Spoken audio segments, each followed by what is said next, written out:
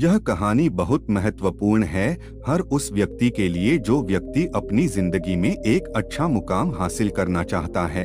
यह कहानी उस व्यक्ति के लिए बहुत ही महत्वपूर्ण होने वाली है जो नेटवर्क मार्केटिंग बिजनेस में है या सेल्स के व्यवसाय में है या जिस व्यक्ति का एक ऊंचा लक्ष्य है। और यह कहानी उस व्यक्ति के लिए भी है जो जल्द ही लोगों की बातों में आकर अपना लक्ष्य बदल देता है और असफल हो जाता है। यह कहानी आपको बताएगी कि लोग आगे बढ़ने वाले व्यक्ति को कैसे रोकते हैं। जिस व्यक्ति का निश्चित लक्ष्य होता है उसका रास्ता कैसे भटकाने के लिए आते हैं। इस कहानी को पढ़ने के बाद आप अपने रास्ते में आने वाली रुकावटों का आसानी से सामना कर जाएंगे और अपने लक्ष्य तक पहुंचने के लिए रास्ते में आने वाले भटकाव से भी बच पाएंगे।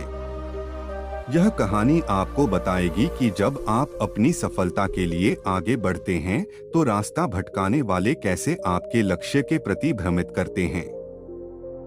तो आइए शुरुआत करते हैं आज की हिंदी मोटिवेशन कहानी। एक गांव में एक बहुत ही प्रसिद्ध पंडित रहा करता था।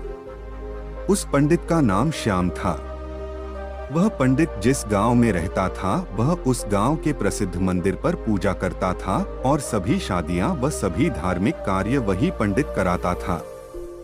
वह पंडित इतना प्रसिद्ध था कि आसपास के सभी गांवों में उसकी चर्चा हुआ करती थी और सभी लोग उस पंडित का बहुत आदर किया करते थे। श्याम पंडित इतने प्रसिद्ध थे कि सभी लोग उन्हीं से अपना धार्मिक कार्य कराने के लिए दूर दूर गांव से बुलाया करते और अच्छा दान दिया करते थे। एक बार पंडित जी अपने गांव से दूसरे गांव शादी कराने गए हुए थे। वह गांव पंडित जी के गांव से 4 से 5 गांव छोड़कर था।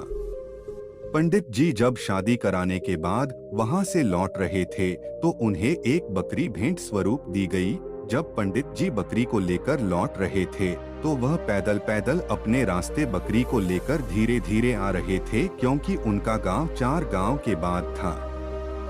जिस रास्ते से पंडित जी लौट रहे थे उस रास्ते पर 4 ठग चोर रहते थे और वह आने जाने वाले लोगों को लूटा करते थे।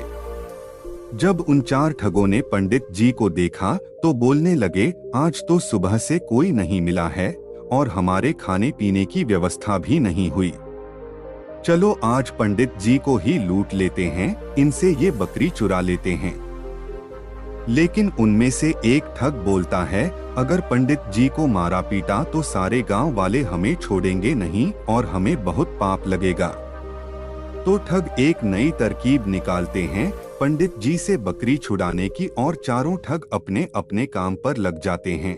पंडित जी जब पहले गांव पहुंचने वाले होते हैं तो वहां पहला ठग उन्हें मिलता है जो एक साधारण व्यक्ति की तरह पंडित जी से राम राम करता है और उनके पैर पड़ने के लिए झुकता है, लेकिन रुक जाता है और पंडित जी से बोलता है, पंडित जी आप तो बहुत प्रसिद्ध पंडित हैं और लोग आपकी बहुत इज्जत करते हैं, लेकिन आप इस गधे के साथ क्या कर रहे हैं। तो पंडित जी गुस्सा हो जाते हैं और बोलते हैं, अरे मूर्ख, ये गधा नहीं ये बकरी है बकरी। लेकिन वह ठग उनसे कहता है कि ये बकरी नहीं ये तो गधा है। पंडित जी आपको किसी ने बेवकूफ बना दिया। तो पंडित जी फिर गुस्से से कहते हैं कि तू ही मूर्ख है, यह बकरी है न कि गधा। और यह बोलकर पंडित जी आगे चल पड़े, लेकिन पंडित जी के दिमाग में इस अनोखी घटना ने एक हल्का सा भ्रम डाल दिया और वह आगे निकल गए। धीरे धीरे पंडित जी आगे बढ़ रहे थे और वह दूसरे गांव पहुंचने ही वाले थे कि उन्हें वहां दूसरा ठग मिला जो कि बिल्कुल साधारण व्यक्ति की तरह वहां खड़ा था और पंडित जी से राम राम करता है और उनके पैर पड़ने के लिए झुकता है, लेकिन वह रुक जाता है। पंडित जी पूछते हैं, क्या हुआ, रुक क्यों गए। तो वह बोलता है, पंडित जी आप इस गधे को साथ लेकर क्यों घूम रहे हो, इससे आप खंडित हो जाओगे और लोग आपके बारे में क्या सोचेंगे, इस गधे को भगा दो। पंडित जी को इतनी बात सुनकर बहुत क्रोध आता है और बोलते हैं, तुम मूर्ख हो, दिखाई नहीं देता यह बकरी है और तुम बोल रहे हो गधा है। दूसरा ठग बोलता है कि ये पंडित जी आपको किसी ने पागल बना दिया, यह बकरी नहीं यह तो गधा है और ये आपके साथ रहेगा तो आपकी क्या इज्जत रह जाएगी। यह सुनते ही पंडित जी सोचने लगे कि यह क्या बोल रहा है। मैं तो बकरी लाया हूँ, पर ये सब इसे गधा क्यों बोल रहे हैं। कहीं मैं सच में गधे को लेकर तो नहीं घूम रहा हूँ। अब पंडित जी सोच में पड़ जाते हैं और वह ठग वहाँ से चला जाता है और पंडित जी भी आगे बढ़ने लगते हैं, लेकिन उनके दिमाग में यही बात चल रही होती है कि ये बकरी है या गधा। जब पंडित जी तीसरे गांव में पहुंचने वाले होते हैं तो उन्हें वहां तीसरा ठग मिलता है और पंडित जी से राम राम करता है। पंडित जी के पैर पड़ने के लिए झुकता है, लेकिन रुक जाता है। पंडित जी हैरान हो जाते हैं और पूछते हैं कि क्या हुआ। तो तीसरा ठग बोलता है कि पंडित जी, मैं आपसे आशीर्वाद तो लेना चाहता हूँ, लेकिन इस गधे को आपके साथ देखकर मुझे अच्छा नहीं लग रहा।